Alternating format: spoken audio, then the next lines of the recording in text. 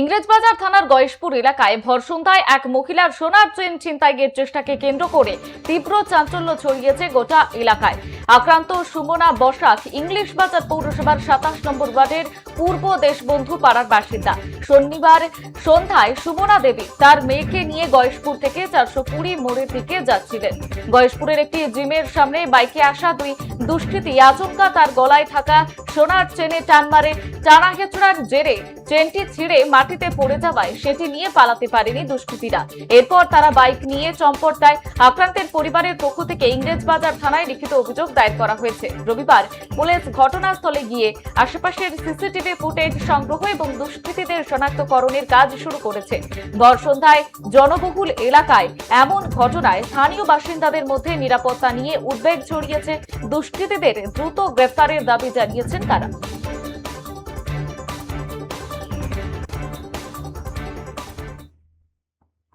ছিলাম এই গয়েশপুরের রাস্তাটা দিয়ে যাচ্ছি, হঠাৎ যাত্রী ক্লাবের ঠিক একটু আগে জিমটা আছে, জিমের সামনে হঠাৎ দেখলাম কে যেন আমার গলার মধ্যে এরকম করে হাত দিল।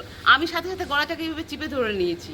দেখলাম সাইড করে এরকম করে বাইকটাকে এইভাবে দিয়ে সা করে বেরিয়ে গেল।